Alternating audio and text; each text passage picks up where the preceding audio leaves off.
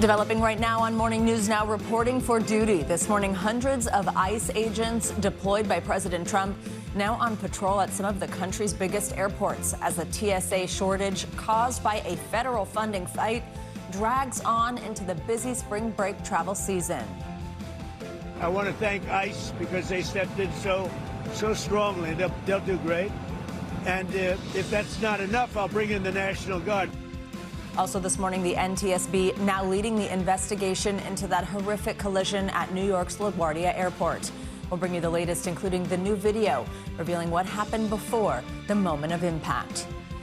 Developing news, a temporary about-face in the war with Iran. President Trump saying he's postponing attacks on Iranian energy sites in light of what he calls productive talks to end the fighting.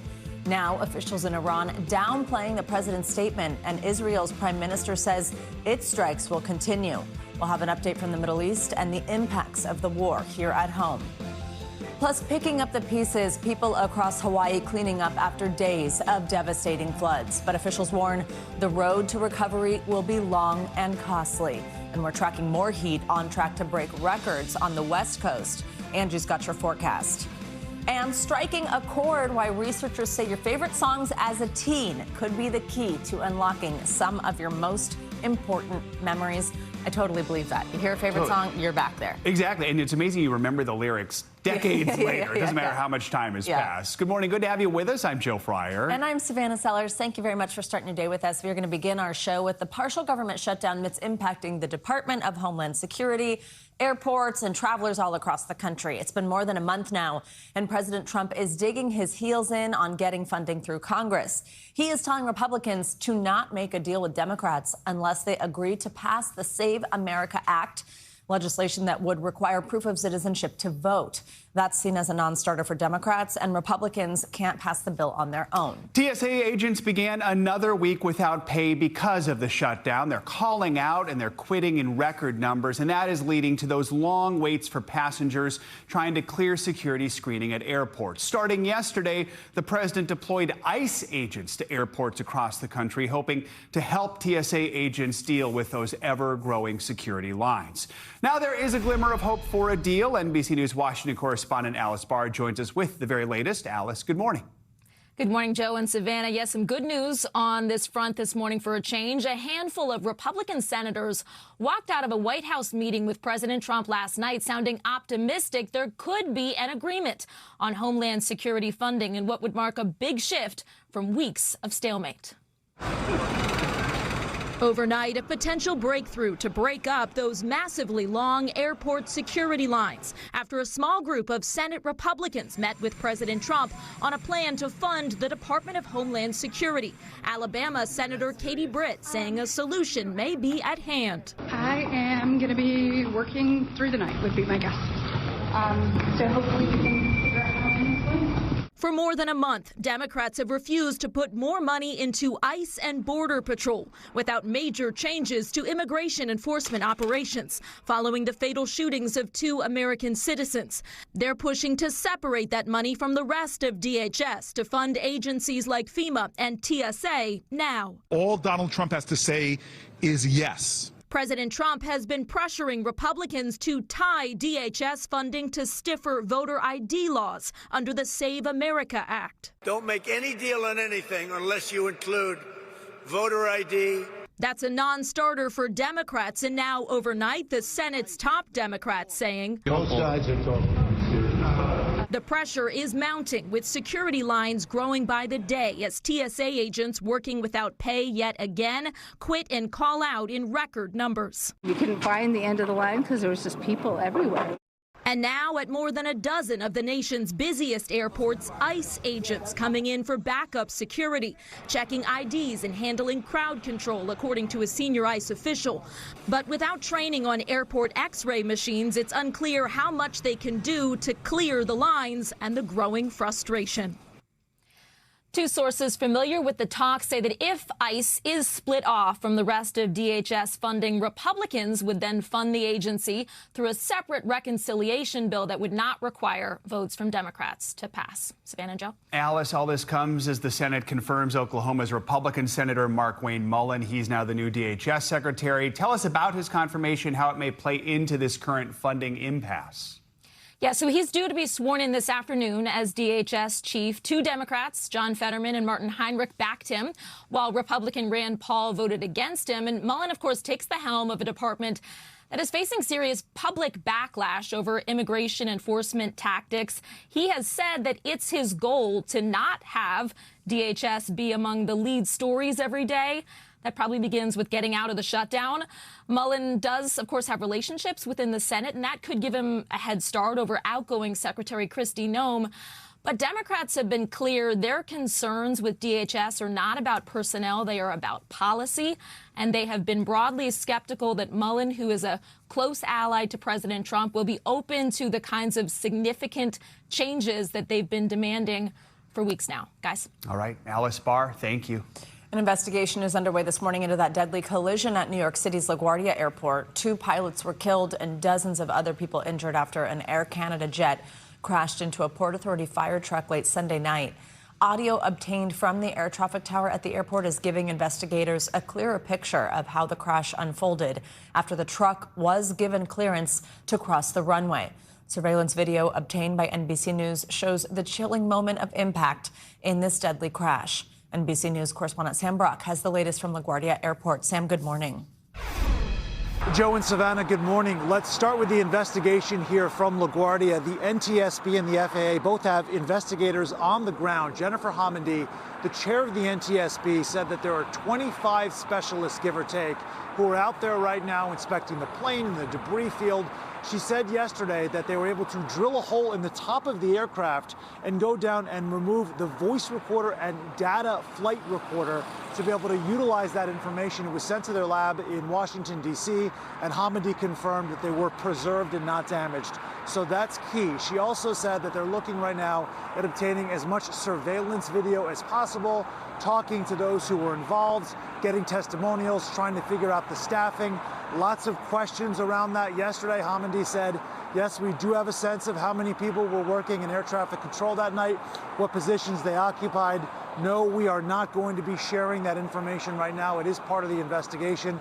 She also did add, however, they are expecting a news conference later today, so that's huge. But she also said that there's just a tremendous amount of debris on the taxiway, which explains why it's hard to see from here. But that plane is still on the tarmac right now. Who knows how long that could be the case, but the FAA says it's expecting to reopen the other runway at LaGuardia. There are 2 by this Friday, which is to say there's going to be another 3 or 4 days at this point of disrupted flights, or at least fewer flights, less volume than what we've seen at LaGuardia. Already a couple of hundred cancellations to start the day. The other new developments this morning is we're learning about the pilots who were killed and the flight attendant who miraculously survived. Let's start with the pilots. One of them is Antoine Foray, and according to his Facebook page, he graduated from 12th year in Canada in 2013, which would make him only 30 years old. There is also Mackenzie Gunther, Mr. Gunther's school, Seneca Polytechnic, putting out a statement overnight honoring his life and saying that he graduated with honors from the aviation program there. The flags will be flying at half-mast on campus today, so honoring one of the victims. We're also learning more about Solange Tremblay. Solange was the flight attendant, you'll recall, who was strapped to her jump seat, flew several hundred feet outside of the aircraft, and was later discovered by the responding Port Authority police. Her daughter told Canadian television she suffered multiple fractures to one leg, did need surgery, but somehow is going to be okay. She said that there's no question that Solange has a guardian angel looking over her. That's the latest from LaGuardia. Joe and Savannah, let me send it back to you. All right, Sam, thank you. Between this crash and the DHS shutdown, it is making traveling by air difficult just all across the country. So let's bring in travel expert at Going.com, Katie Nastro, with some ideas if you are headed to the airport. Katie, good to have you with us. Let's start in LaGuardia.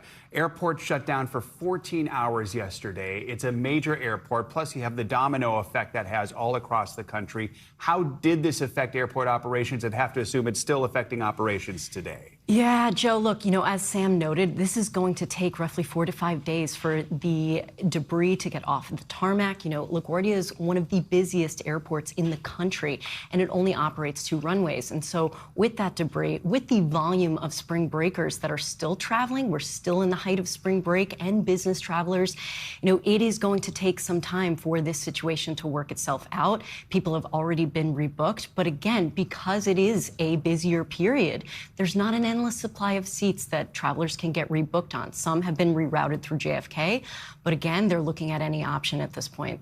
A situation like this is obviously very rare, but for any number of reasons, there may be some type of airport shutdown. If you wake up and you're supposed to be getting on a flight that day and you're seeing this in the news, where can you go for information about what to do?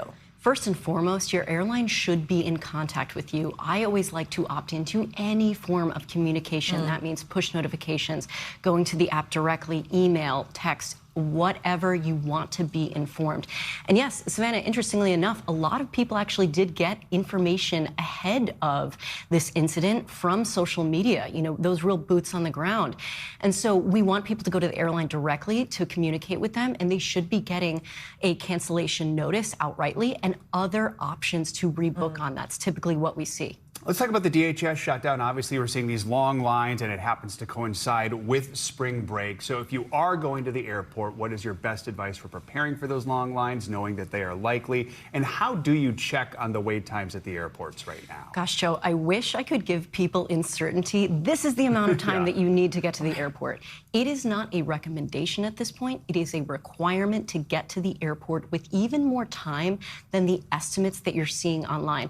The best bet at this point is to go to your airport's website directly, as well as tack on their social media channels, because again, they have their communications team, boots on the ground, giving as live updates as possible, as well as informing you of various terminals that might not have TSA pre-check available or clear, like we're hearing from Houston. As well as you want to remember that estimated wait time is from the start of the line. If some of these lines are creeping well into the airport terminal, then sometimes out the doors, it's not necessarily giving that update. And that's a really great tip from a former officer, TSA officer, Caleb, that I learned recently. So you want to give even more time than you think you need, especially on those peak days, like a weekend, like a Sunday. Let's talk some airport etiquette, because you're waiting in these long lines. I know everybody's so frustrated with how long it's taking. By the way, you should be thanking the TSA officers that are working. But you get to the front and you're like, okay, the person in front of you doesn't know how to move quickly through the security situation. I'm not going to lie, that gets me quite frustrated. Give us some tips.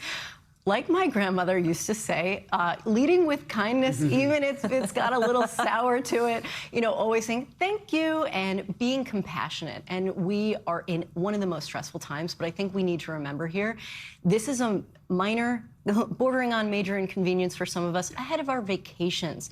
This is a major life inconvenience for those TSA officers.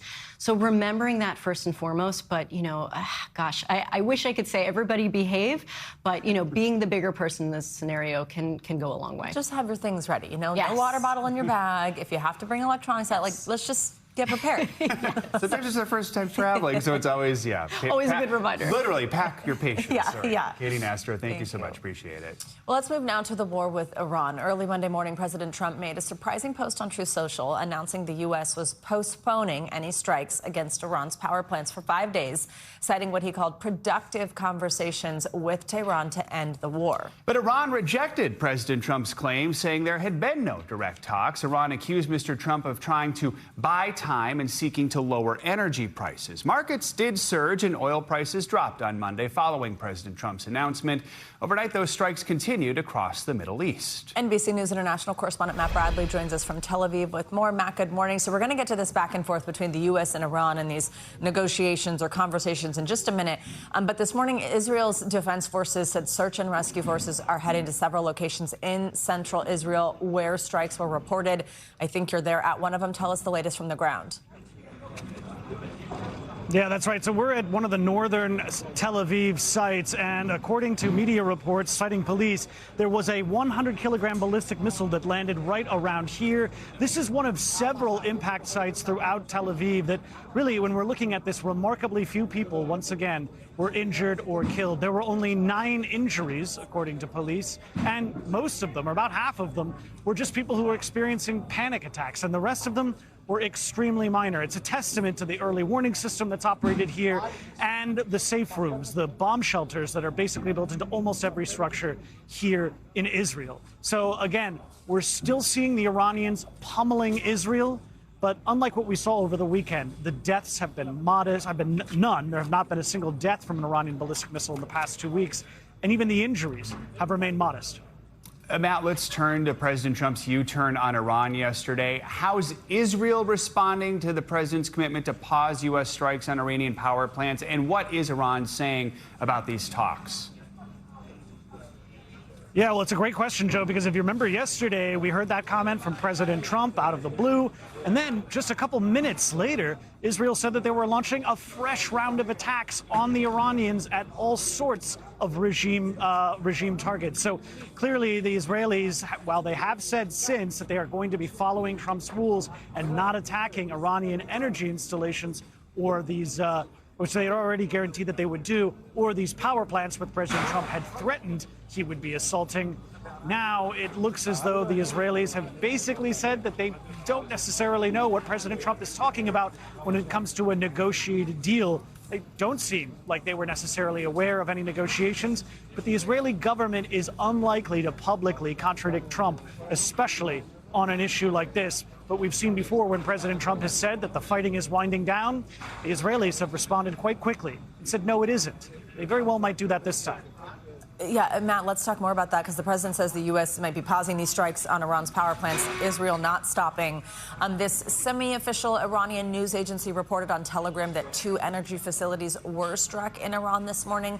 Tell us about those latest strikes. Yeah, well, we're hearing about these energy facilities that have been struck, and this has been going on for quite a while. We don't know a whole lot about those latest strikes this morning, and we haven't really heard much from the Israelis.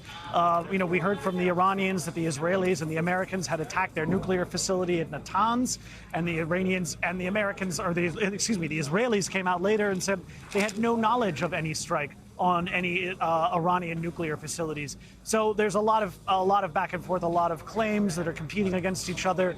But right now, we can understand that the Iranians say that those energy installations were struck. What we haven't seen is Iran's promised retaliation. We saw that last week, over the weekend, the U.S. and Israel striking Iranian energy facilities, the Iranians striking back in kind. We haven't seen that kind of thing happen quite yet. All right, Matt Bradley, thank you very much.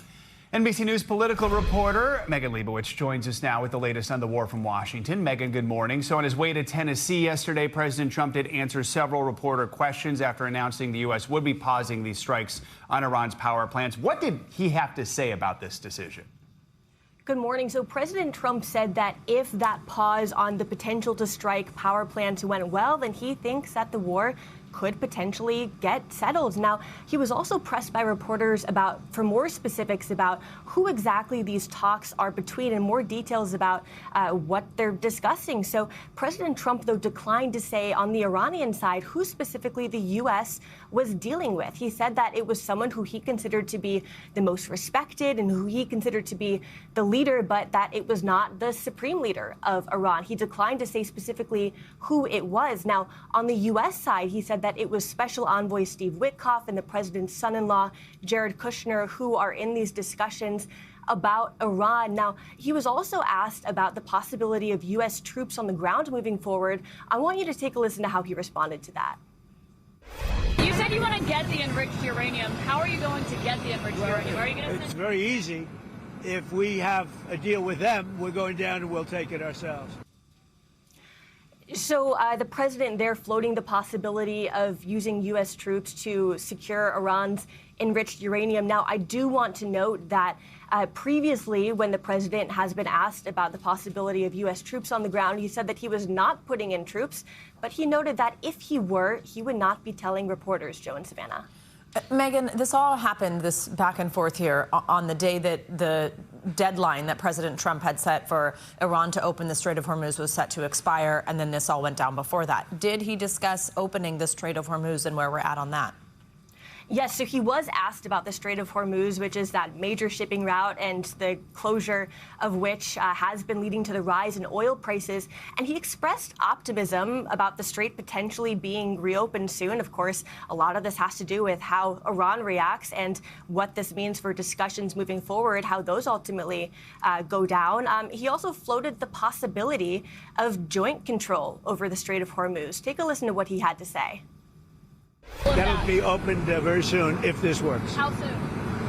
And who's in control of it? Will Iran still be able to control the flow of oil? Be jointly controlled.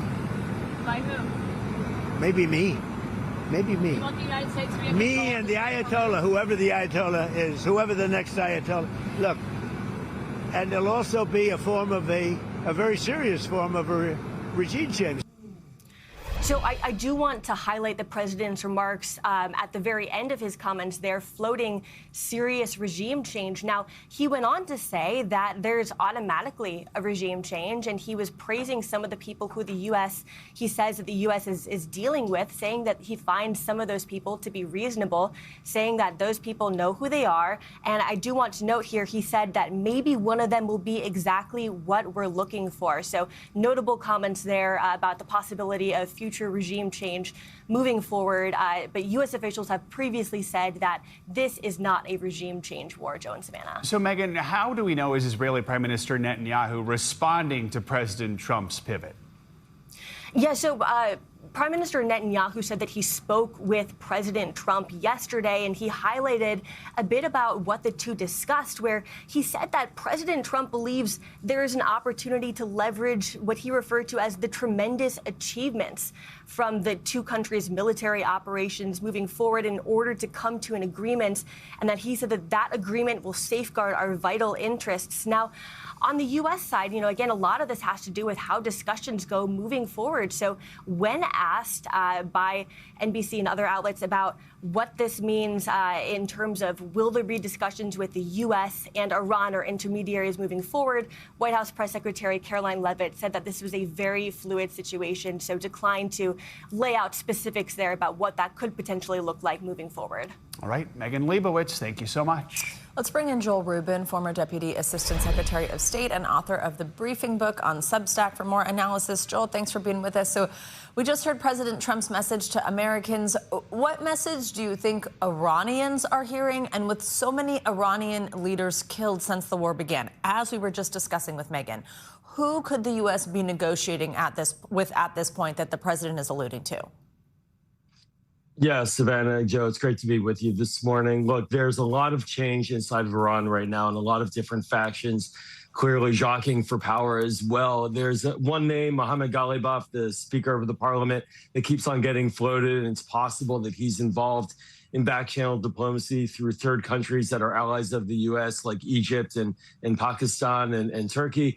But we really don't know. And I think this goes to the bigger question, which is that the war right now for global opinion is on. There's, of course, the war on the ground. There's two fronts to this, the war on the ground, but this global opinion fight right now. And I think we're seeing the bobbing and weaving and testing, and that's what President Trump very much was doing yesterday. So now 4 weeks into this war with Iran, do you think President Trump is genuinely looking for an off-ramp here? And what do you think is just the most realistic off-ramp? Yeah, Joe, I think he's trying to see if there is an off-ramp where he can claim that he achieved measurable goals related to decapitating, of course, the regime, but also handling the ballistic missile program, the nuclear file, and other regional activities that Iran is engaged in at a minimum. And he's not getting that yet. So because of that, it's quite likely this is going to continue, that we're somewhere in a middle stage. The United States has air superiority over Iran, as well as Israel, of course, and the strikes are going to continue. I think he wants to see what comes out. So an off-ramp is not there right now, and the Iranian language certainly doesn't demonstrate that they're not in a fighting mood either. One of those goals, Joel, that we've heard the president discuss quite a few times is regime change. We just heard him there saying, I think the quote that he said was a serious form of regime change is what's happening. I think that's news to some of us. Walk us through what you think could be happening behind the scenes. And if that is true at all, have we seen regime change? Yeah, you know, Savannah, it's a real live debate here in the foreign policy community that's been tracking Iran for years. And when we talk about regime change, maybe we talk about Iraq and going in and taking out Saddam Hussein or Afghanistan, but there's no one single model for regime change. And right now, with the leadership in Iran having been decimated, of course, replacements are coming in, but the regime is destabilized. And the open question is, what about the people? The people have not come out yet in a mass wave of protests. Maybe it's because of the war on the ground or fear of being slaughtered like they were in January by this regime. But there's a lot of open questions about the possibility of them engaging and of a weakness in the regime. So right now, no, the regime is still in place, but it is seriously wounded. And its weakness, as we see with the degradation of its military, will contribute to some type of reaction. But we just don't see that yet. And it's not going to look certainly like Iraq or Afghanistan. All right, Joel, thank you very much.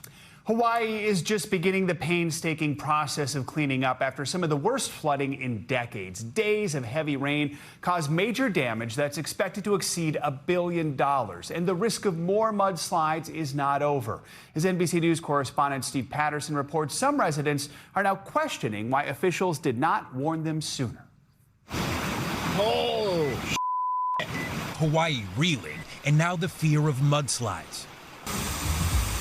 Recovering from a days-long deluge, surging floodwaters sweeping through neighborhoods across the Aloha State and ripping away homes like this one, the living room turning into a rushing river. This house blown away by strong winds and falling into the wall of water below. We need to go. We need to go. Families finding everything they own underwater. Now communities are cleaning up with their new reality slowly settling in. We met Farron Murnane and her family, who say they had to be rescued on surfboards, their home unrecognizable. What is it like to see this home now? It's devastating. This is our family home. And to see it like this, it's destroyed. As the cleanup continues, some hearsay the local government hasn't been doing enough. What happened to us was pretty inexcusable.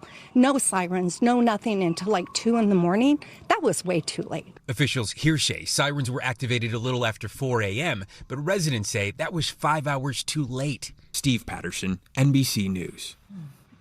Let's turn to other weather news now. Spring has sprung only in certain places, it feels like. We're tracking both above average and below average temperatures across the country with the Morning News Now weather. Angie Lastman joins us with the forecast. Angie, good morning. Morning, guys. The technical term for what we're dealing with the temperatures is a mixed bag. We've got some really chilly conditions across parts of the Northeast and the Great Lakes. You can see here in New York City feels like 27 this morning. Detroit feels like 23 degrees. Even as we get into the afternoon hours, we're not going to see much improvement across this region. Notice running below normal up and down the East Coast. So just 60s for Brunswick, 62 in Columbia. Boston ends up at 46 degrees. But a very different story as you look west, where we've already got some of these alerts in place across parts of California through at least 8 p.m. We'll see once again those kind of dangerous afternoon highs settling in place as we see more of these record highs. We've just had a slew of these here over the past 5 days or so. And you can see as we get through the rest of this week, it's really almost coast to coast that we're going to see the potential for more of those record-breaking temperatures. So here's what we've got in store as we get through the day today. We're going to hit 95 degrees in Las Vegas this afternoon. That'll blow the record out of the water. 89 is that current record. You can see even Denver likely to break a record with a high of 80 degrees today. 98 for Phoenix. As far east as Lubbock and Midland, you're also looking at the potential for records. And Salt Lake City, you'll probably tie that record for this date as well. Tomorrow, more of the same. It's 90s for Las Vegas, high 80s in Denver. Their typical temperature for this time of year is around the upper 50s. So that just puts it into perspective how much this heat dome is kind of influencing these temperatures for the long haul. We've got upper 80s across parts of the plains, 84 degrees in Springfield, and this is tomorrow in Oklahoma City, 91 degrees. We are ahead of schedule when when it comes to these temperatures. Meanwhile, we've got some rain to talk about across parts of the Pacific Northwest. There's your satellite and radar showing some of that moisture coming in, and you can see there's a whole lot more to come. We've still got some additional rainfall and potentially some mountain snow through the day today as this low pressure system moves onshore. We'll also see those kind of gusty conditions closer to the coast, so we do have some wind advisories up, gusts up to 50 miles per hour, so heads up there. By tomorrow, we'll get a little bit of a break in the morning hours, and then guess what? More on the way. Rain and snow works in by the afternoon hours, so we'll see the potential for anywhere from 2 to 3 inches of rainfall here as we get through at least tomorrow. We are concerned, of course, for some flooding, some isolated flooding at that, but still something to watch for. And guys, back on the East Coast, look at this, the cherry blossom blues. I say that because look at the peak bloom is expected this week. Last year's bloom was March 28th. This is a little ahead of schedule. We're already at stage 5 out of 6. So if you've not made your plans to get to Washington, D.C., now is the time. We've got peak blooms expected this week. It really is like an extraordinary sight. Yeah, it is. Yeah, when you see it, you're like, okay, worth it. Exactly. Worth the crowd. Thousands of people. Yeah, exactly. Thank you. Thanks, Angie. Much more to come here on Morning News Now. Later this hour, stop scrolling. Researchers sounding the alarm on the impact of social media on children's sleeping patterns, what parents need to know. Up first, though, after the break, disturbing developments in a string of arson attacks that officials are calling a hate crime. We'll be right back.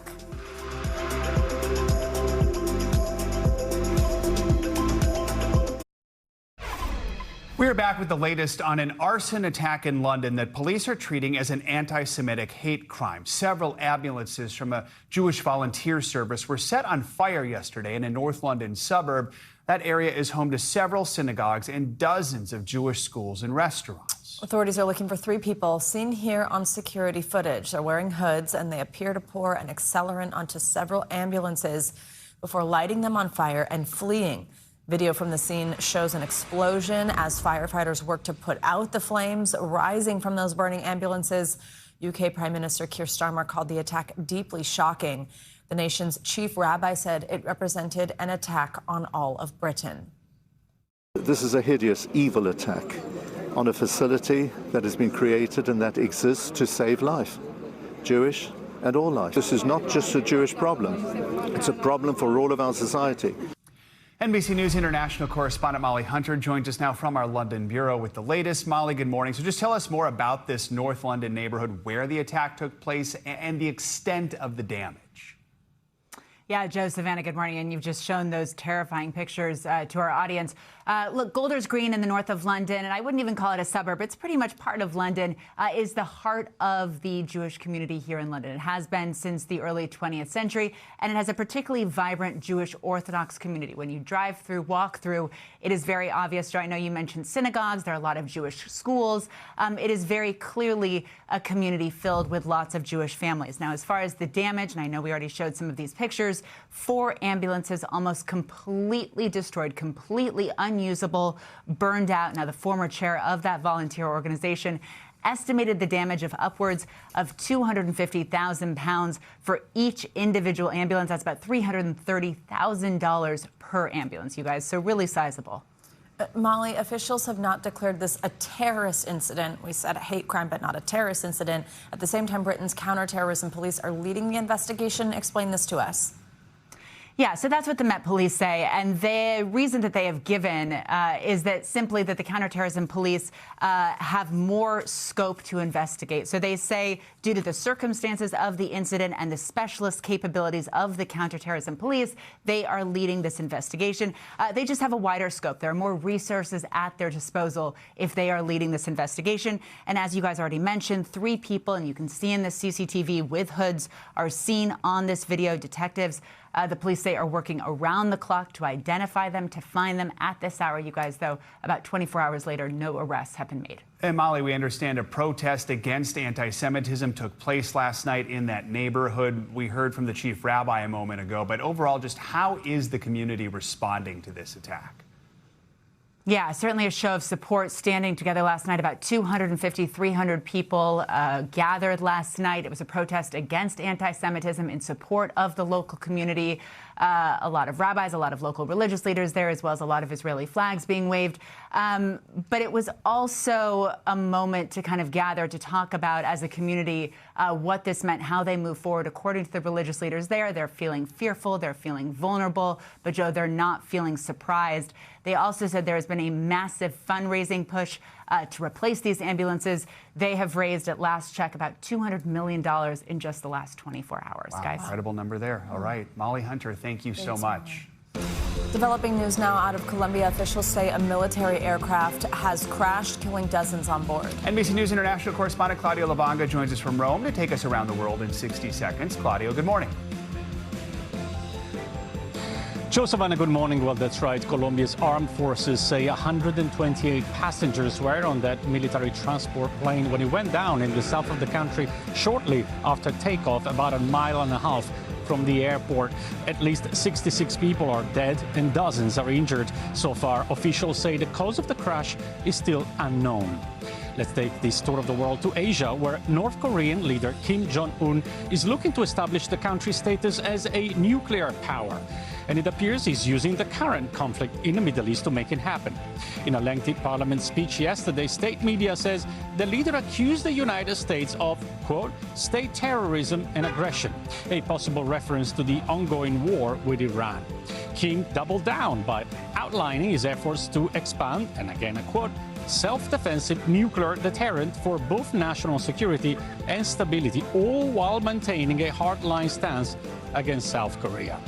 And finally, we end this tour of the world in my corner of the world, Italy, where voters said no in a referendum on a judicial reform plan. It's the first major setback for the hard-right government and Prime Minister Giorgia Meloni, who wanted to change the Italian constitution in an effort, she said, to improve the country's justice system. Her proposal was to shift the roles of oversight judges and prosecutors. But nearly 54% of voters said no, which could have some impact on the leader's chances for re-election next year. In a social media post, Meloni said she respects the decision, but she also called it a lost opportunity, guys. All right. Claudio, thank you so much. Coming up, March sadness. If it feels like you've got the winter blues in the spring, you are not alone. We're going to unpack why this time of year can be challenging for your mental health, plus what you can do for a little mood boost. Your weekly check-in is next on Morning News Now.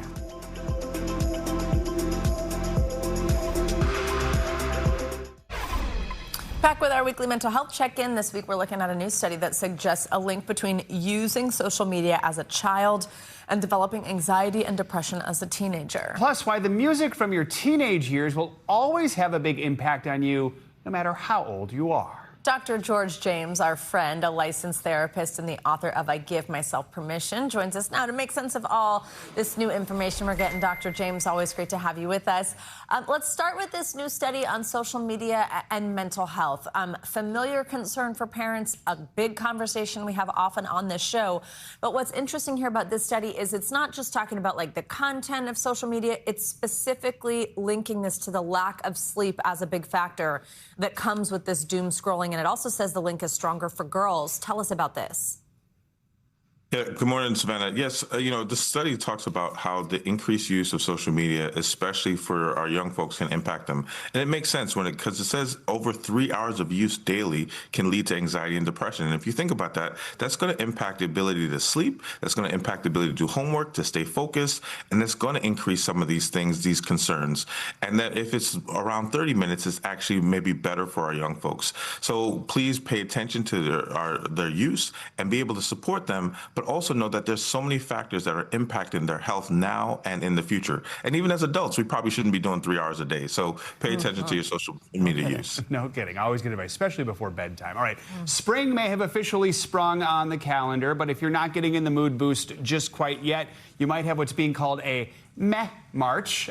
Especially if you live here where it's not spring at all. It's been extremes all over the country here. Why do people who get affected by the seasons find March to be a particular challenge?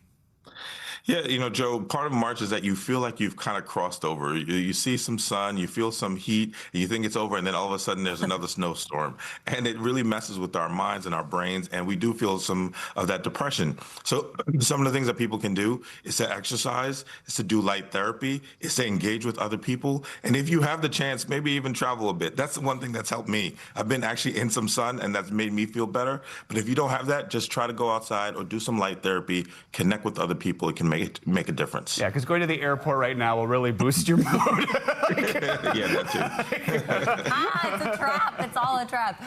Doctor, finally, if you love listening to music from when you were a teen, or if you hear a song, scientists say that there's this thing called a reminiscence bump. It sparks our memory and then also reward centers with these positive neurotransmitters. Tell us how this works, and tell us the song that does this for you, Dr. James. Well, we all kind of feel this. I've heard so many people talk about the Saturday morning songs that played in their households, and then how they play those songs and they feel instantly they're reconnected. It's called a Renaissance bump, right? The reminiscence bump, where it brings them back to that moment. They feel good. Serotonin and dopamine are released.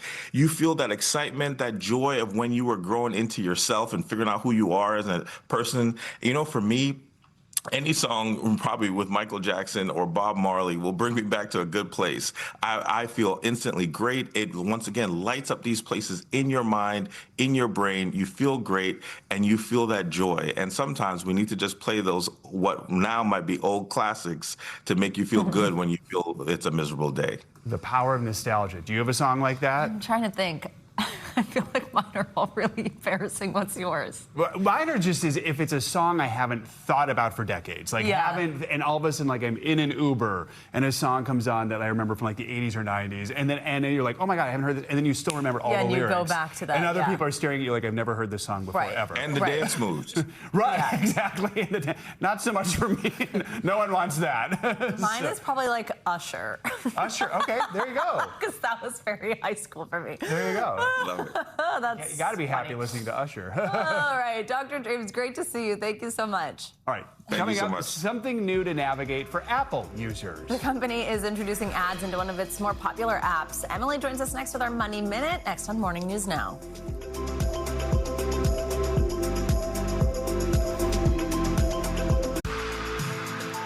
Back with some money news, DoorDash is lending a hand to delivery workers as gas prices soar. NBC News business and economy reporter Emily Lorsch is here with your Money Minute. Emily, good morning. Good morning, guys. That's right. As you said, as gas prices just continue to rise, DoorDash is rolling out an emergency relief program to help its drivers. Dashers will receive 10% cash back at the pump, and those who drive 125 miles or more can earn up to $15 each week in relief payments. The move comes as gas prices have surged more than 30% in the past month.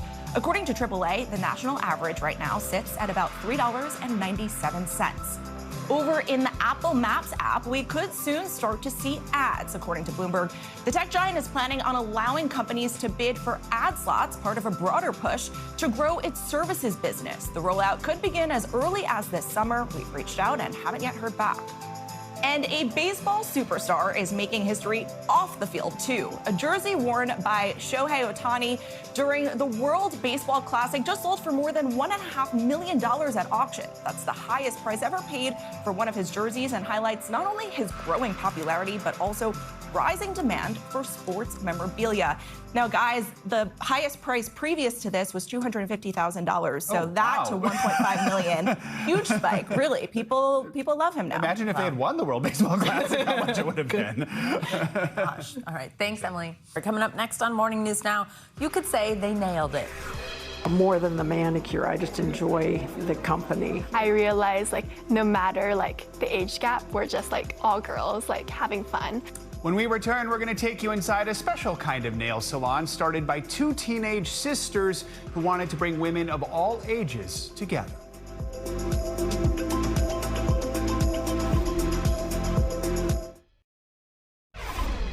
Running this hour with a story about a special kind of spa day that's serving much more than just a great manicure. It's not every day you see teenagers hanging out with senior citizens. Monica Logroño with our NBC affiliate in Albuquerque explains how a group of students is connecting with their elders over a fresh coat of polish. Nail polish, tote bags, and paint line the tables at Ameren Senior Living Center. On the surface, it might seem like your average arts and crafts event, but there are layers to these manicures. I would say it's really about listening to the seniors and having a conversation with them. This is bonding through a shared love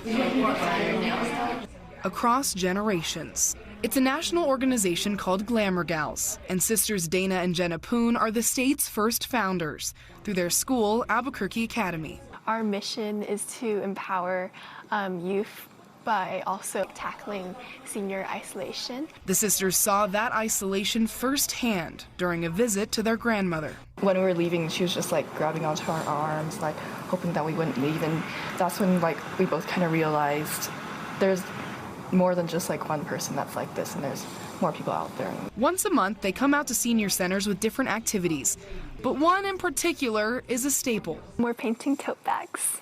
And we're also doing manicures, of course. Our signature. But with each nail filed and each stroke of polish, a generational gap is bridged. More than the manicure, I just enjoy the company, and being able to talk to them and find out how they're doing and what's going on in their lives. I think it's great for the girls, and it's great for us also. But the girls know how to ask questions to get you to talk. Florence Miller and Myrtle Phelps are regulars, and just two of the many who inspire the teens to keep asking those questions. It's really nice to have someone to look up to and connect with and know more about themselves. So at the end of the day, I realize no matter the age gap, we're just all girls having fun. Oh, we're just all girls. Love that so much. Our thanks to Monica Logroño for that heartwarming story. A great way to address the isolation no problem. kidding. Right, that'll do it for this hour of Morning News Now. Stay with us, though. The news continues right now.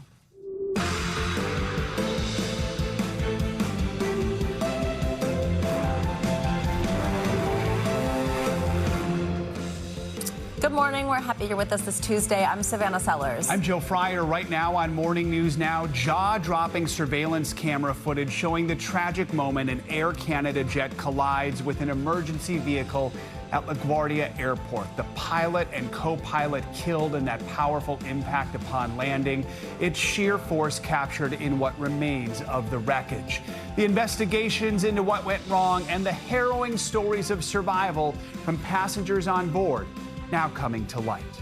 Also this morning, a new normal at major airports across the country. ICE agents deployed to help with those seemingly endless security lines. How are travel-tattered passengers feeling about it as that partial government shutdown rolls on? Plus, the war of words overseas. President Trump touting progress with Iran, now holding off on strikes targeting the country's vital energy infrastructure. But Iran is rejecting that claim.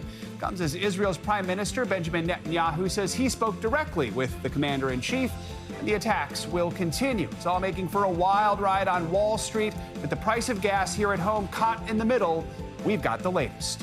And lights out later in the hour, stark new warnings of a budding power grid crisis right here in America. Why the meteoric rise of those massive AI data centers nationwide could soon leave customers in the dark with their wallets running on empty too. This is becoming an issue in communities all across the country. We're going to delve into it a little deeper. Let's begin this hour with new details in that deadly collision at New York City's LaGuardia Airport. NBC News has obtained surveillance video. It shows the chilling moments when an Air Canada regional jet slammed into a Port Authority fire truck, causing severe damage to the front of the plane. We're learning that the fire truck had just been given clearance by air traffic control to cross the runway at the time of the collision. The NTSB, FAA, and the Port Authority are all investigating the incident. NBC's Sam Brock spoke with several passengers on the plane. He joins us now from LaGuardia. Sam, good morning. Today, flights obviously have resumed at LaGuardia Airport. That happened yesterday at 2 o'clock. But still, that plane, the Air Canada Express plane, is on the tarmac over my shoulder as the investigation continues. 2 pilots tragically died in this crash, but aviation experts say it is a miracle that there weren't more fatalities. 41 people were taken to the hospital. That is more than half the people on the plane. This as we're getting firsthand accounts from those who are on board describing just that violent moment of impact and the actions they believe the pilots took to save lives. This new video shows an Air Canada jet on a collision course with a fire truck on the ground. The impact leading to an explosion of debris. All I heard was a screeching, him trying to brake to slow down or prevent the collision. And then after the brake, you just heard the loudest boom, and we all just jolted forward out of our seats. One crew member jolted out of the plane. A flight attendant, identified by her daughter to a Canadian TV station as Solange Tremblay, was found by emergency responders outside the aircraft, still strapped into her jump seat. Tremblay's daughter saying she has a broken leg. While we're learning more about those who did not survive the crash, the jet's pilot and co-pilot. These were two young men at the start of their careers, so it's an absolute tragedy. The pilot, widely identified in Canadian media as Antoine Foray. More than 40 people, or over half the plane, had to be hospitalized as passengers recalled the terrifying ordeal.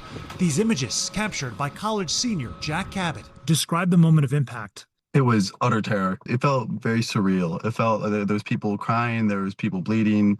The whole front of the plane had been ripped apart. Investigators now looking at the plane's black boxes. We have a lot of data right now, a lot of information, including information on tower staffing. But the NTSB deals in facts. The early investigation is likely to focus on communication from air traffic control, clearing the fire truck to proceed onto the runway before quickly reversing course. Stop. And a short while later, a crushing conversation. We were dealing with an emergency earlier. Nothing. No, man, you did the best you could. In the aftermath, Cabot, who was returning from spring break to school, says he's just happy to be alive. There's certainly a sense of we're all in this together and we're all going to try to get off this plane together. We heard from the FAA, who described those two pilots as young men. Antoine Foray is one of them. There's also Mackenzie Gunther. His college put out a statement overnight saying that he had graduated with honors in aviation in 2023 and then went straight to Jazz Aviation. So he had only been in the industry for a few years. They said flags are going to be flying at half staff for the rest of the day on campus. At LaGuardia Airport, Sam Brock, NBC News. Back to you. All right, Sam, thank you. For more on this, let's bring in former FAA Air Traffic Controller Dave Riley. Dave, good morning. Thank you so much for joining us. In Sam's report, we heard the air traffic control audio that will be critical to this investigation, and those heartbreaking words from the controller saying, "I messed up." Based on your experience in air traffic control, tell us what it's like to be up there in that tower, making split-second decisions that have such big consequences. Hey, good morning. Thanks for having me. Yeah, the video and the audio, it's tough to hear for air traffic controllers. They have to deal with last split-second decisions all the time, and it's the type of career that where you have to be 100% good and 100% correct every time you go to work, and who knows what was going on exactly, and the details that will come out in the investigation.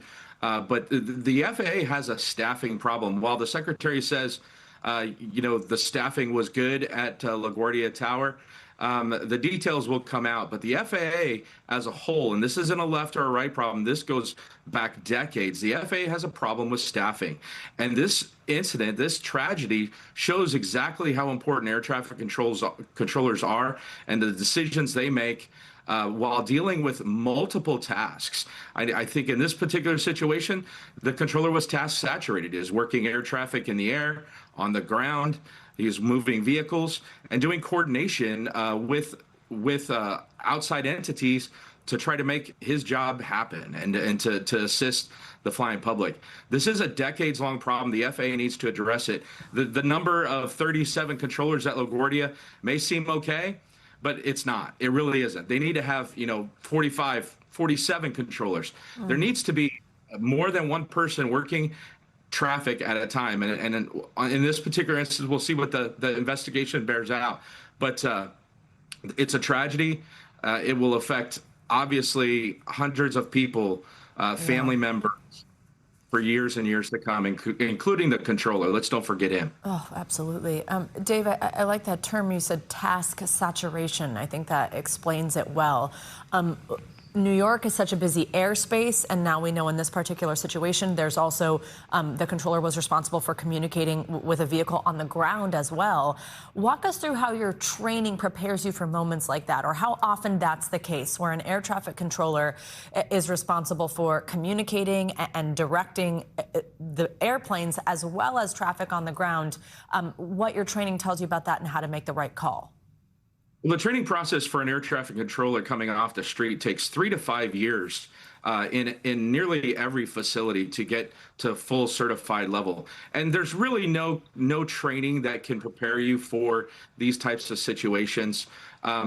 It's just experience. Now, working all that traffic and doing all that coordination takes a veteran controller that can, successfully, handle all those tasks at one time.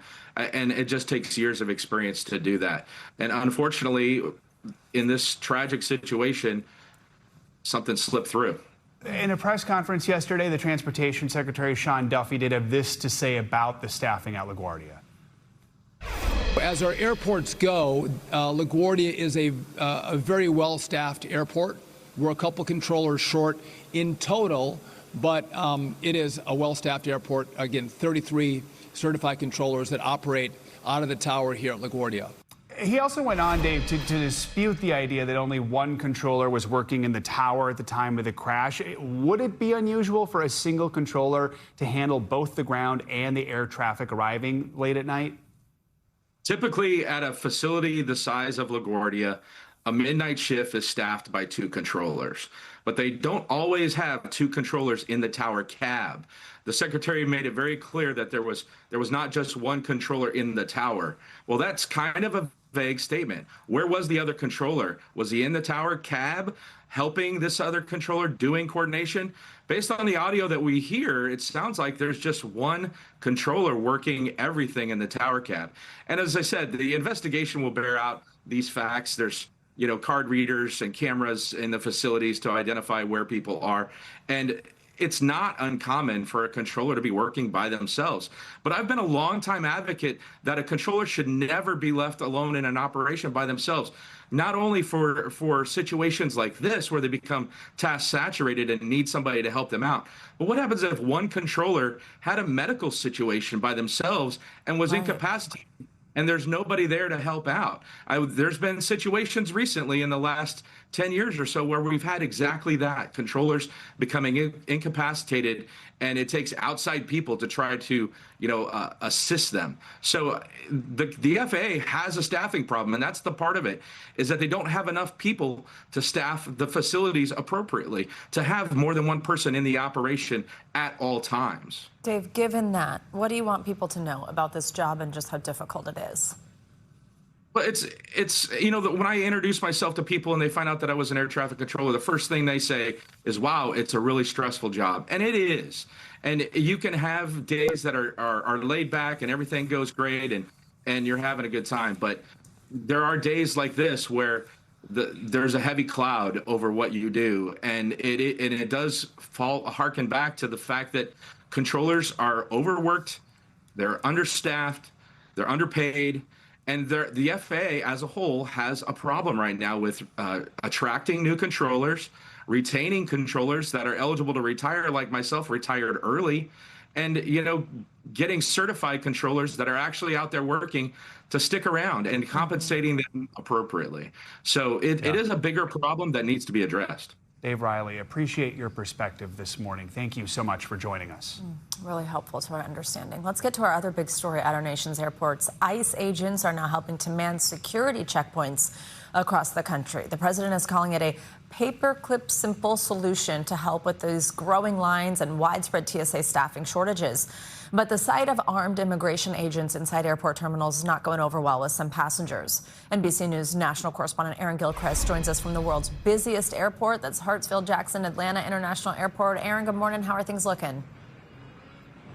Hey, Savannah, good morning. Things are gradually improving here. I can tell you we watched this TSA pre-check line outside the door when we got here early this morning. Right now, I can see the end of the line pretty close to where we're standing here, and that is good news. The Trump administration has said part of the reason for sending ICE agents into airports was to help these long lines keep moving, and like I said, they are moving right now. But we have to remember there are 400 TSA officers who have quit their jobs altogether. The ones who are still here are not being paid at all, and so when travelers come to the airport, they don't know what conditions they're going to find. A new normal this morning at more than a dozen airports nationwide. Armed ICE agents and other DHS officers deploying to major hubs like O'Hare in Chicago, New York's LaGuardia, and Atlanta's Hartsfield-Jackson. ICE agents are not trained on airport x-ray machines, but a senior ICE official tells NBC News they can help check IDs and handle crowd control. We're going to help those lines move, and we're going to make people safe. The masks are also off, a look President Trump calls more appropriate for travelers as he downplays fears of airport arrests. That's not why they're there. They're really there to help. But border czar Tom Homan not ruling out that possibility. We're doing a security function at the airports. We're going to arrest criminals going through this airport. We're going to look for human trafficking, sex trafficking. The sight of armed agents in the terminal is rattling some travelers. When you land in the U.S., you just don't expect to see this kind of armed presence, and it makes you nervous. And still no solutions on Capitol Hill to end the government shutdown. Senators voting on multiple measures to reopen DHS or to fund the TSA alone. All of them failed. Democrats have said over and over again, please fund TSA. We will not block that. All Donald Trump has to say is yes. The president now tying DHS funding to his push for new voter ID laws, pressuring Republicans not to cave unless the Save America Act is passed too. Don't make any deal on anything unless you include voter ID, and you have to be a citizen to vote. As the politics play out, the airport lines only growing, stretching outside the building at George Bush Airport in Houston. Oh yeah, I'm not gonna make it.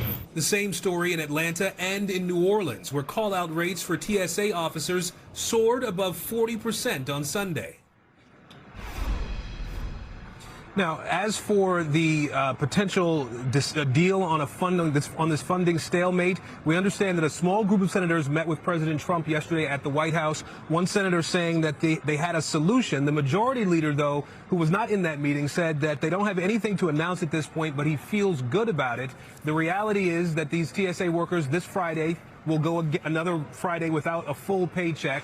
And folks, Savannah, who are coming to the airport are just sort of rolling the dice. We talked to one guy who said he got from the door through the TSA checkpoint, the pre-checkpoint, in about an hour and a half. But we talked to somebody else who said he'd been standing in line for only 5 minutes. All right. Aaron Gilchrist, thanks so much.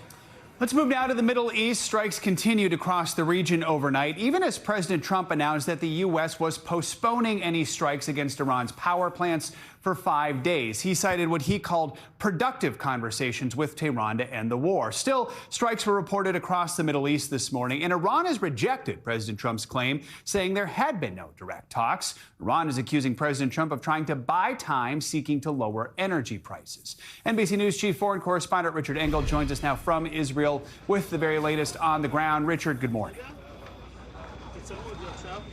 Good morning. It's good to talk to you. I think you framed it well. President Trump is talking about these peace negotiations. He's sounding optimistic that there is an end in sight, an off-ramp, and that there could be a deal. He said if he were a betting man, he would take that bet. But so far, we're not seeing any evidence that the war is changing. All sides are still fighting. This building here in Tel Aviv was hit by an Iranian ballistic missile just a few hours ago. Israel launched an attack against Isfahan in Iran. The fighting is still continuing. We're not seeing any change in the war, despite President Trump's newfound optimism. While President Trump talks of finding a negotiated peace with Iran, no one else in the war seems to be listening. Iran launched more missile attacks at Tel Aviv overnight, damaging a residential neighborhood. Several people were treated, mostly for minor injuries. And the Iranian group firing the missiles, the Revolutionary Guard, dismissed Trump's claim of diplomatic progress, saying contradictory behavior of the deceptive U.S. president does not distract us from the battlefield. They want to make a deal. And we are very willing to make a deal. They're not going to have nuclear weapons anymore. They're agreeing to that. Iran does not have nuclear weapons and denies seeking to develop them. U.S. and Israeli strikes against Iran haven't stopped either. Trump has only postponed his threat to obliterate Iran's power grid from yesterday evening to the end of the week, unless Iran fully opens the Strait of Hormuz. Trump said he envisions an unusual arrangement with himself and Iran's leader jointly controlling the vital shipping lane for oil and gas. Be jointly controlled. By who? Maybe me. Maybe me. You want the United States to be Me and the Ayatollah, whoever the Ayatollah is. Israeli Prime Minister Netanyahu appears unmoved, saying President Trump believes there is a possibility of a deal, adding, at the same time, we are continuing to strike, both in Iran and in Lebanon. In Lebanon in particular, Israel is accelerating air and ground operations against the Iranian-backed militia Hezbollah. Senior Israeli officials now openly talk about moving Israel's northern border further north into Lebanon. Israeli soldiers are flooding in, and the military is blowing up bridges to isolate the area. In addition to those hundreds of thousands of people displaced in Lebanon, many of them who fear they will never be able to return to their homes in South Lebanon, the government of Lebanon says at least 1,000 people have been killed. Joe? All right, Richard Engel, thank you. Let's stay with those questions about what talks are taking place to end the conflict. White House Press Secretary Caroline Leavitt told NBC News in a statement that the situation between the U.S. and Iran is, quote, fluid, and the White House would not, quote, negotiate through the press. NBC News correspondent Garrett Hake joins us from the White House with more. Garrett, good morning. Joe, Savannah, good morning. President Trump's peace talks announcement reset the clock on strikes that would have escalated the war still further by another 5 days. That gives the negotiators some time to work. But what those negotiators are discussing, or even who they are on the Iranian side, remains unclear and unknown this morning, as the war and the economic impacts here at home continue. This morning, President Trump projecting optimism about peace talks with Iran that he says began late Sunday. I think there's a very good chance we're going to end up in a deal. After that announcement that he was postponing his self-imposed deadline for striking Iranian power plants. We're doing a 5-day period. We'll see how that goes. And if it goes well, we're going to end up with settling this. Otherwise, we'll just keep bombing our little hearts out. Despite the Iranian Foreign Ministry's quick denial that any direct talks with the U.S. were taking place. President Trump refusing to answer questions about exactly who his envoys Steve Witkoff and son-in-law Jared Kushner were speaking with, only that it was not the new Ayatollah. Don't forget, we've wiped out the leadership phase 1, phase 2, and largely phase 3. But we're dealing with the man who I believe is the most respected and the leader.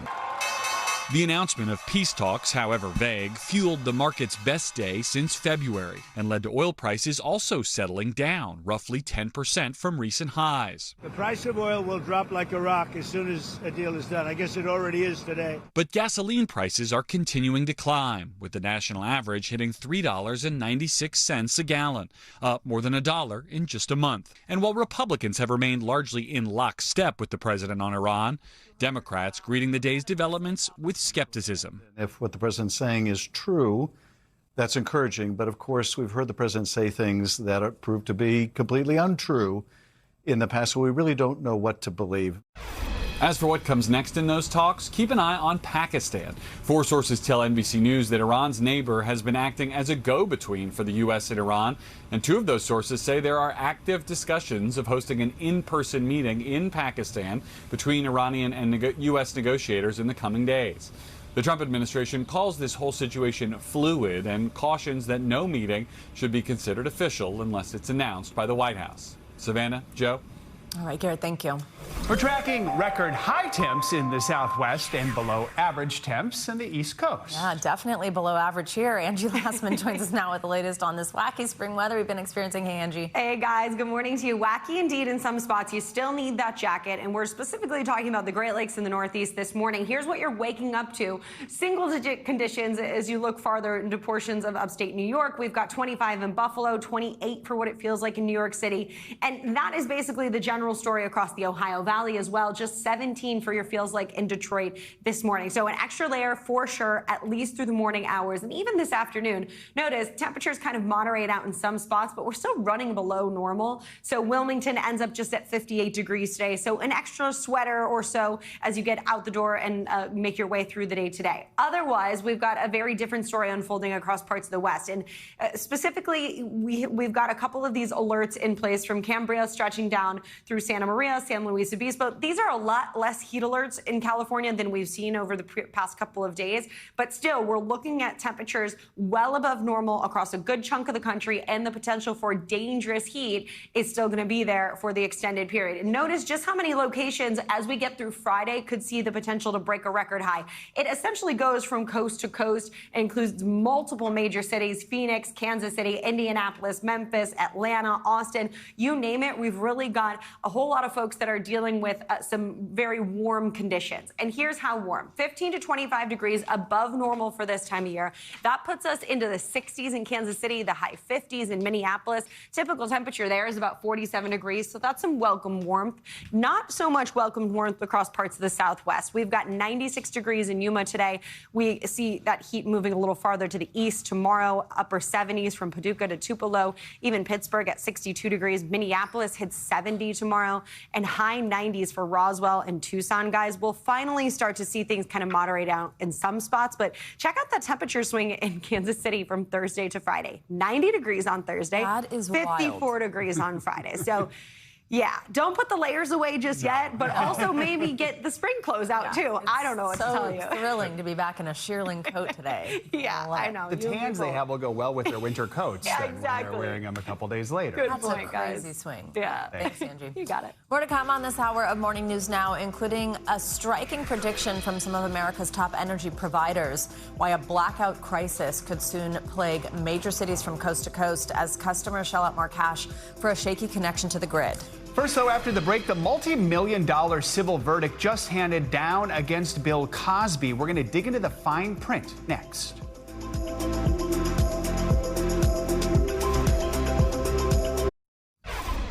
We're back with a multi-million-dollar civil verdict against Bill Cosby in California. Yesterday, a jury found him liable for drugging and sexually abusing a woman back in 1972 after they met at the restaurant where she worked. The plaintiff's attorney said she was awarded more than $59 million in total damages. A former rep for Cosby claims the verdict sets a dangerous precedent which allows for decades-old allegations, quote, without evidence to have merit. Cosby has denied all the allegations against him. NBC News legal analyst Misty Maris is here with more on this case for us. Misty, good morning. So walk us through the details here. The plaintiff filed this lawsuit back in 2023, more than 5 decades after this alleged abuse happened. How was this able to move forward? So California had legislation where the statute of limitations was basically extinguished for a certain period of time to allow adult victims of sexual assault to bring cases even though they're decades old and that statute of limitations had passed. It's part of a broader legislative movement to allow for more avenues of seeking justice for victims. And it's not just California has a law like that. You've seen it in other states, including New York. There's a lot of money here, which I think surprises a lot of people how much this is. Let's do a little Civil Court 101 here. You get compensatory damages, you get punitive damages. Walk us through the difference between them and how they're determined. Yeah, this is a tremendous verdict. So you have $19 million in this case to compensatory damages. Those are for the purpose of making the plaintiff whole. They seek to provide basically accountability for what emotional distress this particular plaintiff has suffered for the 50 years relating to this incident. Then you have punitive damages. Those are making a point, making a statement, punishment. So those don't relate directly to what the plaintiff alleged she suffered, but they relate to making this broader point of this type of conduct is not acceptable and to punish. We call these nuclear verdicts, that they're, those numbers are so high. Dozens of women have publicly accused Cosby of sexual misconduct. He was actually convicted of 3 felony accounts of aggravated indecent assault. That was in Pennsylvania back in 2018, and he did serve some jail time there. But then that conviction was overturned in 2021. Now we're seeing women in Nevada filing lawsuits accusing Cosby of sexual assault. Those are still pending. Just walk us through this kind of like patchwork of accusations and the different outcomes we're seeing. So Nevada, similar statute that opens up that look back window to bring these types of cases. And when you look at the verdict here and how the jury handled this case, what Cosby's lawyers were saying is this sets a dangerous precedent. Well, these cases are going on all around the country, not just with people who have celebrity status, but with others who have been accused, with organizations. So when you see this type of verdict and you're looking at these cases in Nevada, one of the challenges is they are so old. There's not a lot of evidence. But when you see these cases going through the legal process, going before a jury and being successful, you're likely to see more crop up, or the cases being pushed to trial as opposed to settling somewhere along the way. Misty Maris, thank you so much. Thank you. Now to the latest in the search for Nancy Guthrie, now in its 8th week. Her disappearance has shined a spotlight on the thousands of families nationwide also searching for missing loved ones. NBC News correspondent Liz Kreutz has been following the story and joins us with more on that. Liz, good morning. Hey, Joe, good morning to you. Yeah, even in this 8th week of the search, there is still such an outpouring of love from across the country, from strangers who felt compelled to make yellow ribbons to other families of missing people who tell our Tucson affiliate KVOA they want Savannah and her family to know they are not alone. In the 52 days since Nancy Guthrie went missing, the shocking abduction of Savannah's mom has brought renewed attention to the many anguished families nationwide enduring similar pain. We are hoping that the attention that has been given to our mom and our family will extend to all the families like ours who are in need and need prayers and need support. Nancy is one of thousands missing across the country, many seen here on the FBI's most wanted kidnappings and missing persons list. This brings back everything. Tammy Tacho was just 17 when she says in 1991, her younger brother, Jimi Hendrickson, vanished in this Tucson neighborhood. She recently spoke to our NBC affiliate, KVOA News 4, about the heartache that never goes away. Every day you hope and pray that he's going to come running to the door. More than 3 decades later, she says the search continues. Just last month, as local investigators comb Nancy's neighborhood looking for clues into her disappearance, a group called Team Adam, made up of retired law enforcement officers, was also scouring the city for signs of Jimmy. That group, part of the National Center for Missing and Exploited Children, the same organization to which Savannah and her family gave a generous donation last month.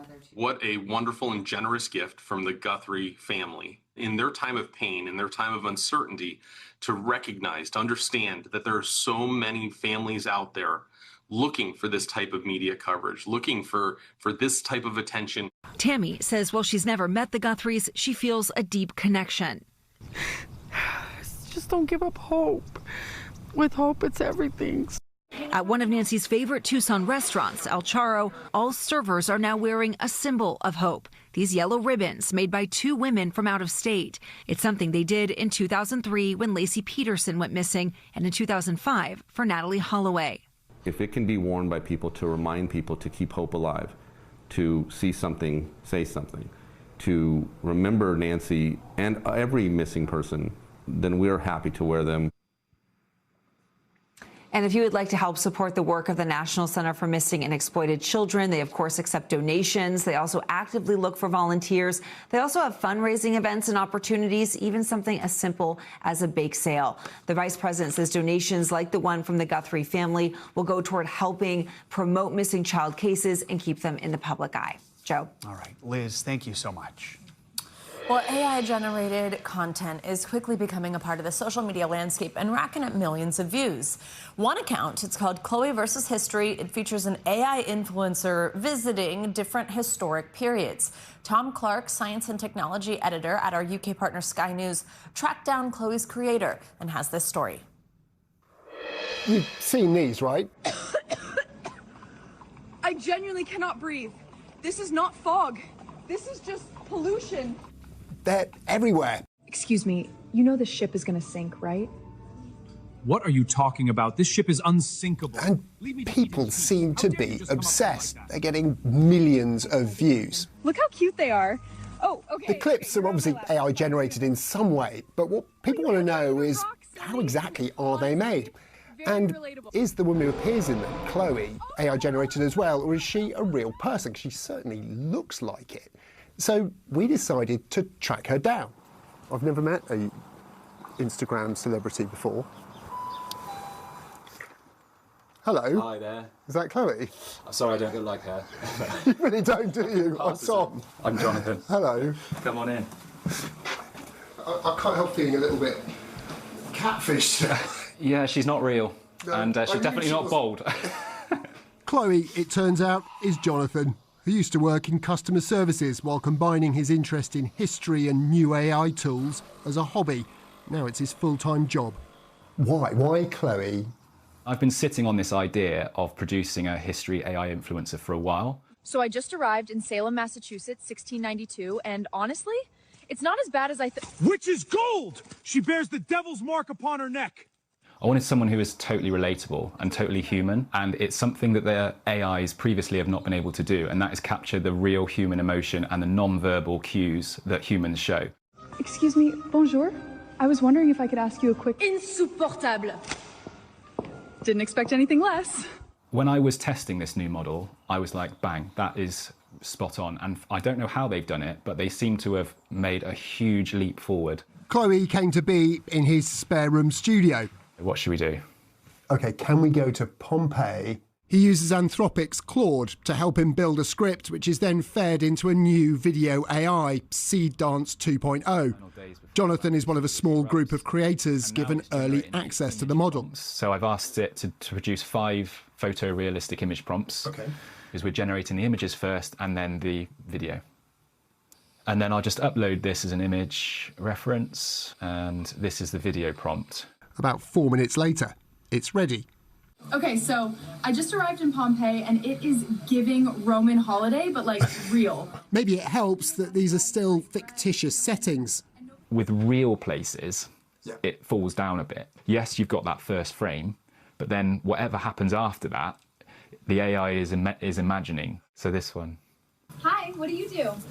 You are the hardest working person I have ever met. Victorian men? Kind of hot. OK, hands up, I actually added that line at the end. Jonathan is still the creative director, but he's just one guy. Which makes you wonder, it took a team of us and a camera crew to film with him. What can you do with a bigger budget and a bigger team of people? The death of Hollywood? Don't leave me. But not if the lawyers can help it. Seed Dance has already been warned over copyright by Disney and other studios. In a statement, Seed Dance's parent company, ByteDance, told us it's now taking steps to prevent unauthorised use of intellectual property. He had to die, and now you die too. It didn't confirm reports a full rollout of the model beyond China has been paused. The row between AI labs and Hollywood looks far from over. Definitely far from over. Our thanks to Sky News' Tom Clark for that report. Coming up, mail-in voting back at the Supreme Court this week. The arguments over whether ballots tallied after Election Day should count and how it could impact the upcoming midterms. That's next on Morning News Now.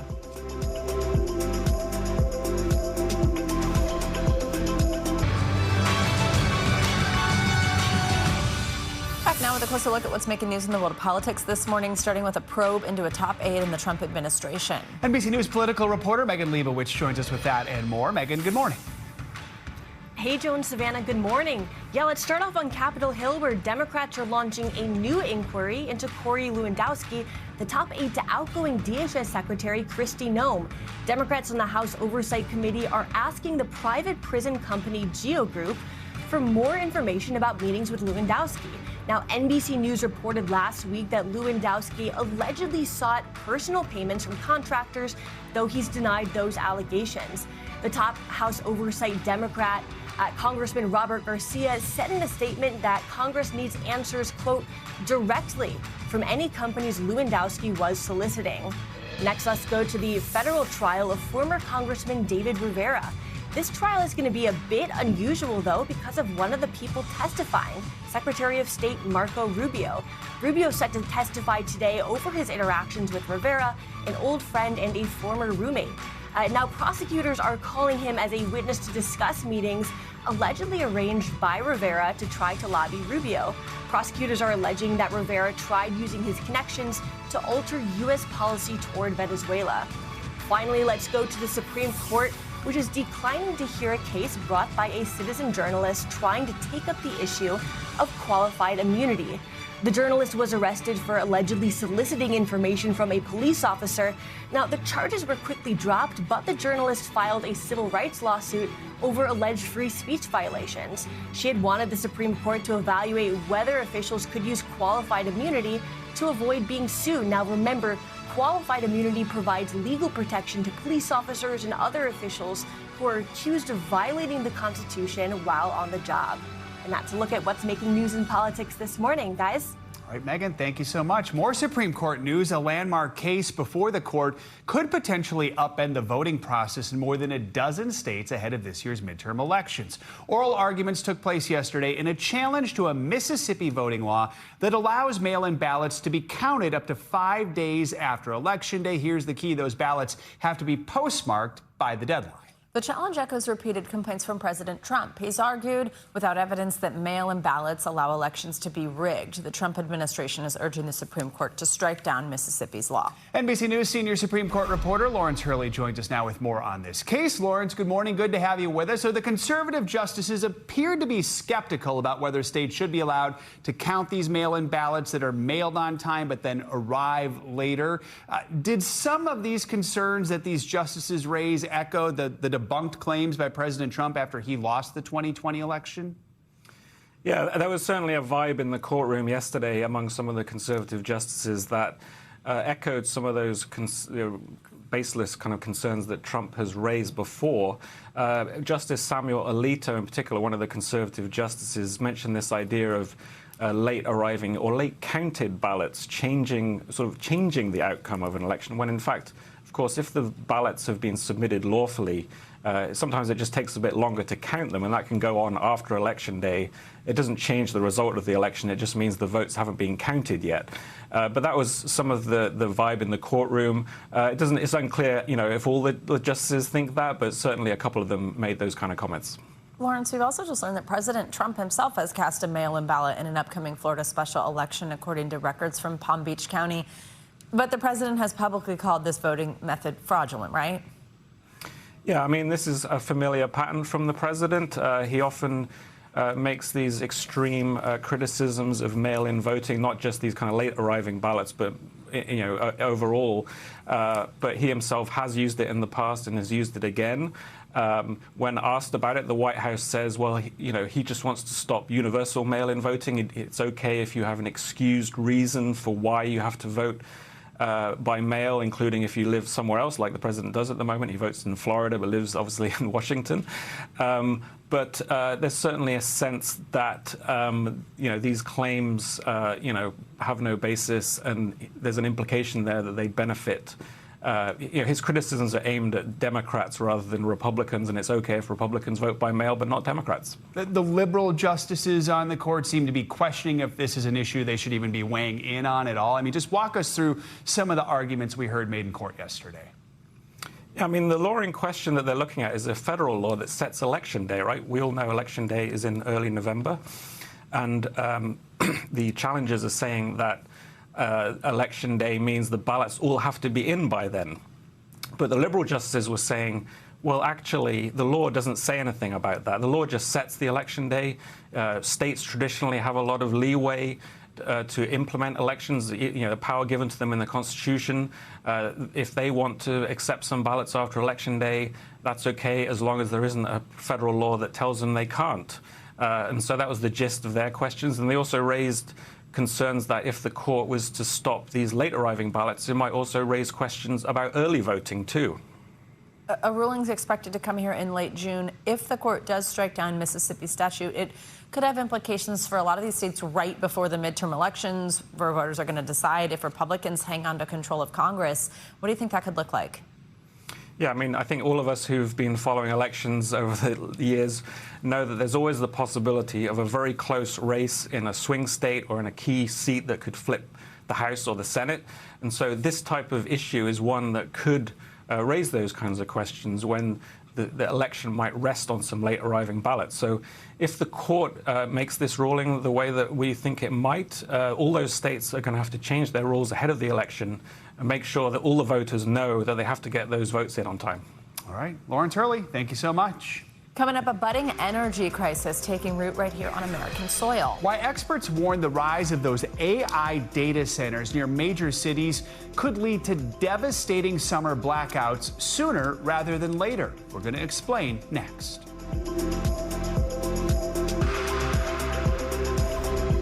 We're back with a warning from the nation's power grid operators over a potential energy crisis. They claim major cities may not be able to keep the lights on as soon as next summer, with blackouts possibly becoming longer and more frequent. New AI data centers are partly to blame, along with aging infrastructure. NBC's Tom Winter explains why the energy concerns are also starting to hit Americans' wallets.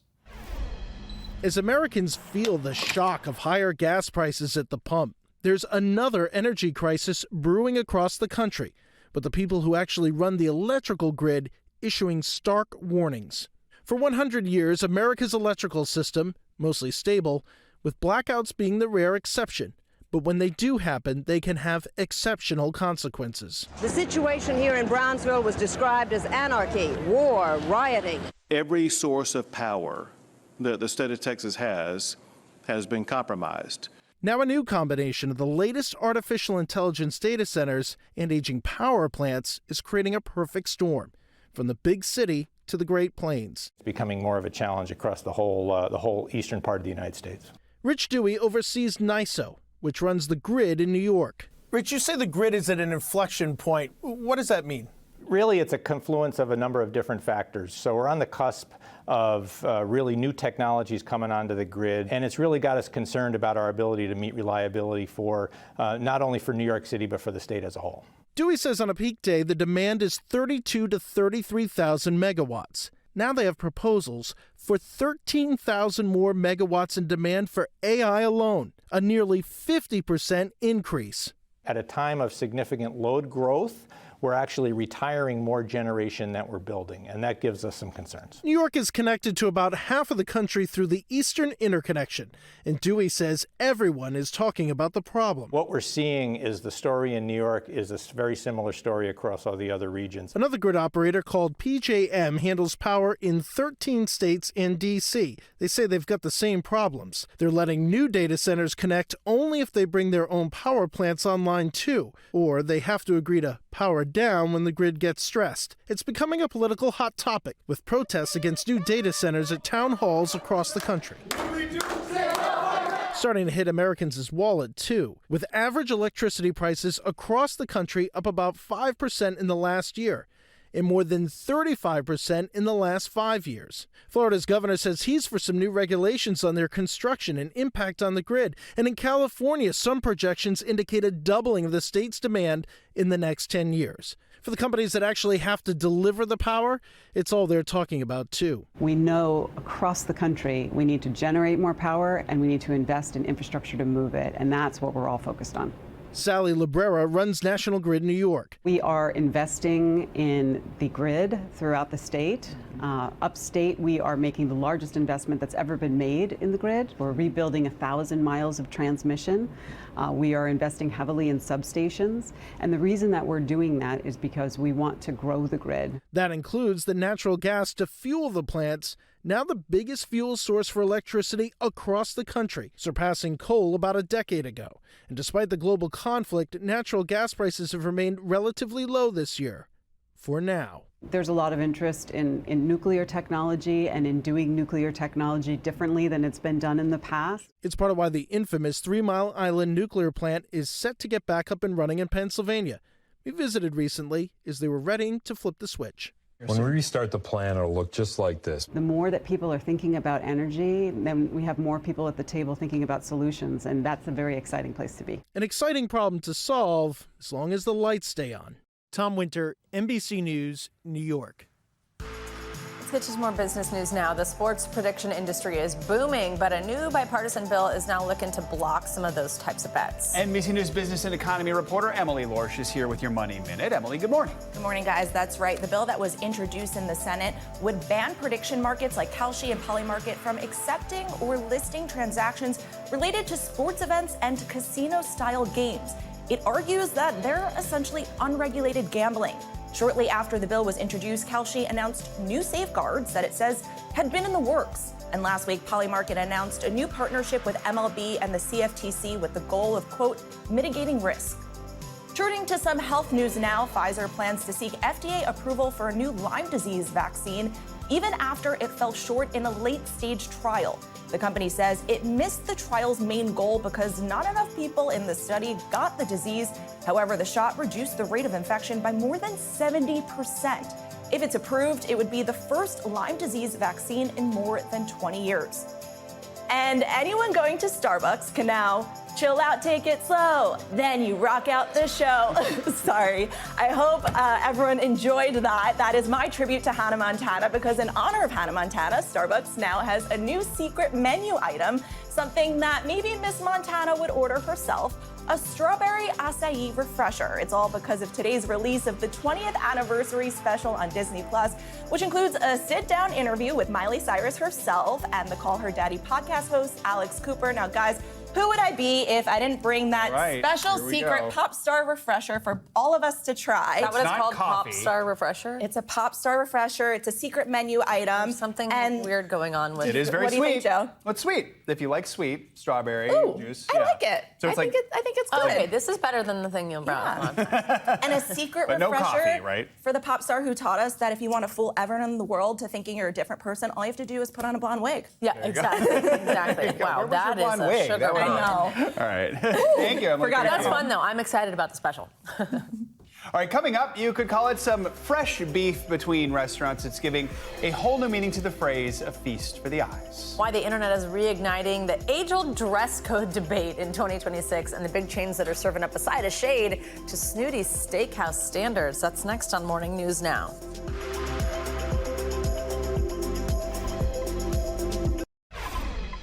We're ending this hour on a debate that's heating up fast. How dressed up should you be to go grab a bite to eat? Well, for most places, the rules are simple, right? You know about no shirt, no shoes, no service. But now some steakhouses are cracking down on what they call proper attire, while casual chains are pushing back, even poking fun. It's sparking a conversation about style, cost, and expectations. NBC News correspondent Dana Griffin has more on the dress code divide. How dolled up do you get when you go out to dinner? Do you dress to the nines or do the bare minimum? No shirt, no shoes, no dives. That debate over restaurant dress codes back on the menu, with Ruth's Chris Steakhouse recently saying it will enforce proper attire only, banning baseball hats from dining rooms and blacklisting gym wear, tank tops, or anything revealing. Chili's now roasting its competitor, saying in a new post, the only dress code is that you have to be dressed. It's all got the internet abuzz. Some toying with the idea of a dress code mafia. Take your hat off. Excuse me? They don't sell hot dogs here. Darden Restaurants, which owns Ruth's Chris, did not comment. One user saying they'd rather go to Chili's, with others coming to Ruth's Chris defense saying a dress code should be the norm. There's dress codes for a reason. Simply have some decorum and respect us like the company. Some pointing out that for the money you pay for dinner, you should be able to afford a decent outfit. The average price of a meal at Ruth's Chris Steakhouse is $100. As the price goes up, expectations go up, and that's psychology 101. On the flip side, with the cost of food at restaurants up 30% over the last 5 years, casual food chains are trying to appeal to customers not only with lax fashion, but lower prices too. Chili and Applebee's recently creating new value menu items to compete with fast food chains. For $9.99. The dress code debate not only happening at restaurants. I'm just a boy trying to bring style back to travel. Last month, Tampa's International Airport called out some travelers for being too casual, saying, "We've seen enough. It's time to ban pajamas." Later telling NBC News that the announcement was just a joke. But late last year, the U.S. Department of Transportation actually shared a campaign trying to bring back civility while traveling, including dressing with respect. Let's try not to wear slippers and pajamas. Even Costco recently getting some press for its dress code, which is basically the age-old shoes and shirt rule. Put the shirts back on. There's no question, much of the world dresses more casually than people used to. Over the years, Ruth's Chris has loosened their dress code. Back in the 80s, men were required to wear jackets. So will the pendulum swing back to that? Or is it just a little nudge to remind you that sometimes, for the right occasion, you want to dress to impress? Dana Griffin, NBC News. What camp are you in? I don't think you can compare Ruth's Chris and Chili's, so I think they can both have their own dress codes. I completely agree. We're good. Yeah. And right. a steakhouse, like, come on. Exactly. That's going to do it for this hour of Morning News Now. Stay with us, though. The news continues right now.